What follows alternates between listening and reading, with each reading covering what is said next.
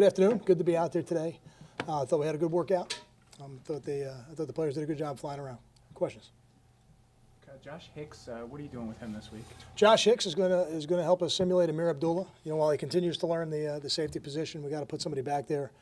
Obviously, that can give us the right kind of look and the right kind of speed, and I think very highly of Josh's ability at tailback. So he's a good person to do that. And then Isaiah Wharton is going to be their quarterback.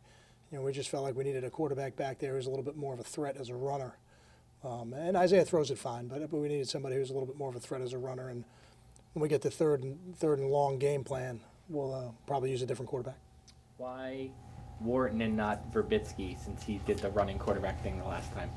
Well, Verbitsky really it was the option, and it's a different system. You know, these guys are in the gun, and the run plays are a little bit different, and the angles are a little bit different. So we just felt like Isaiah would be the best guy for the job. Does he have a lot of quarterback experience or anything?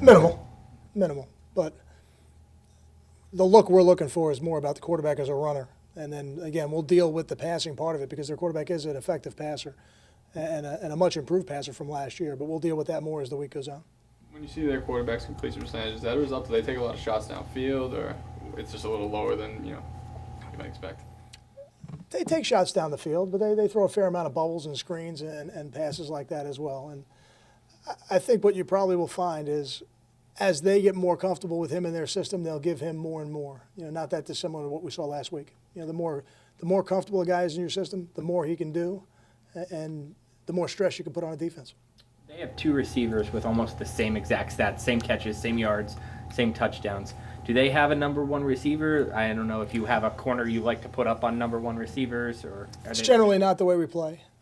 But they do have a very talented group of receivers, and then they got a freshman, number 15, who's a dynamic punt returner, and a guy who's starting to come on in the passing game. So they've got some legitimate weapons back there. So you'll just keep your corners on like their side of the field. Well, we don't want to divulge the whole game plan here, Ryan, on Tuesday, but they do have our film, and generally that's what we do. Their offensive line averaging, I think, 305 across the board.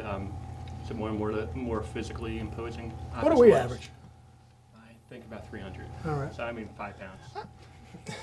But I think that's life in the Big Ten. I think as you look at the offensive lines in this conference, that's what you're going to see. It's not something we're not used to seeing or looking at. You know, there've been some big offensive lines that we've played against over the years, but the more important thing is that they've got a talented offensive line, and I think they're very well coached, and they do what they do very well. And Amir Abdullah is a spectacular player, but he can't do it by himself. You know, there's a lot of guys out there blocking in front of him that are doing a good job as well. And they play more than 5, right? Correct, they do.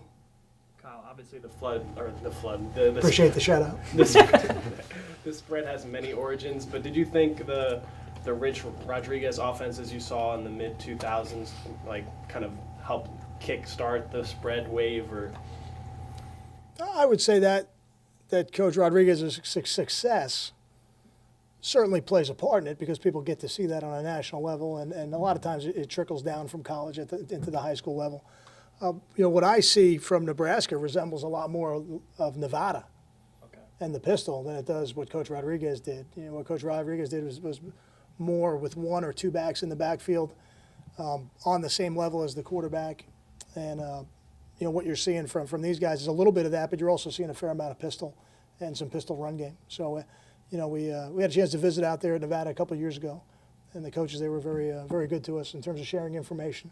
So I would tell you from what I've seen from Nevada and what I've seen from Nebraska, there's probably more influence there. Was that when Chris Ault was their offensive coordinator? Yeah, correct. Chris Ault was the head coach. The head coach. I don't think he was the offensive coordinator by title, but it's his offense. Right. Didn't you play someone who did a lot of pistol last year? I feel like I'd have to go back and look. Last week seems like a year ago, so I'm not sure I'm ready to speak on that. Is your AD allowed in practice, or are you considering that she's going to divulge like the secrets? The reference to being a Nebraska alum? Yeah. No, I don't think so. I think her loyalties are well dug in here. Kyle, with playing the two backs that you're playing, how do you measure success in the run game? Is it a yards per carry metric that you want to reach, or is it a total between them? Or I don't know that I would put a number on it. Ultimately, we'll be measured on the scoreboard. We want to win the game. We want to be 1-0 on Saturday. That's the ultimate measure of success. And I think the other thing that we're going to need to do to be 1-0 is we're going to have to minimize the big plays. You know, if we can minimize the big plays, then what happens to the other team? Then you test their patience and how willing are they to continue to run it and run it and run it. But if you give up big plays in the running game, it's going to be hard to be 1-0. So I meant from your own running game. Oh, from our running game, Yeah. I thought you meant defending theirs. Oh, we need to be effective running the football. Again, we don't have a goal board with a number on it or anything like that. You know, we need to be effective running the football, and I would tell you we need to be effective early in the game running the football. Did you have any temptation? I know you said you're going to alternate. You have any temptation to stick with Desmond after you had that good drive? No, I think both guys are doing a good job, and we'll continue to do it the way we've done it. Did what Robert Martin showed you push him closer to working into that rotation? Absolutely did. It absolutely did. I have a very high opinion of Robert Martin, and the most important thing he did was hold on to the football and protect the football, and I thought he did that. It's not just run. Sometimes a guy can run with the football, and he's not carrying it the way you want, and he's exposing it, and it doesn't get exposed because the ball doesn't get up, but that was not the case. I thought Robert did a nice job of securing the football as he ran. So, yeah, I would say yes. Thank you.